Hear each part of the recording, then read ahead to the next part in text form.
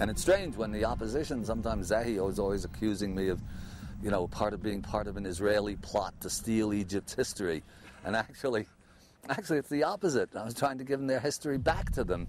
And in fact, it's a strange thing that this whole theory should meet with such intense opposition from academic Egyptologists when the historical precedents are all there. I mean, I'm basically doing what Schliemann did when he looked for Troy. He simply took Homer at his word and said, yeah, he's not making up a story. There's a city there somewhere, and you know, he followed the leads in the Odyssey and found Troy. Well, really, we're doing the same thing.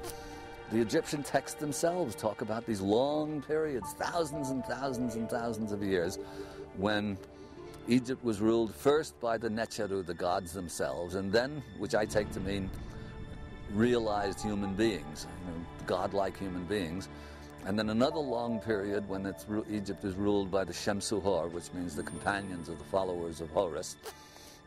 And the dates given, the Egyptians don't give dates in X number of years, but they actually list the names of the kings who ruled during these long periods and the regnal years. And if you add all of that stuff up, you end up with something like 36,000 years, which of course is unimaginable in the modern idea of how history begins and all the rest.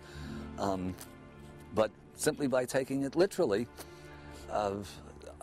you end up with a totally different picture of Egypt. So Schwaller was writing this long chapter quoting extensively from these various writers, Pliny and Plutarch and Strabo and all sorts of people. And then at the very end of this chapter said, a throwaway line, and then of course the Sphinx has been weathered by water and not by wind and sand. And that was the thing with me that just clicked. Water weathering here in the middle of the Sahara Desert, where there hasn't been any water to speak of for at least 7,000 years. The Sahara itself, a relatively new desert forming somewhere around 10,000 BC.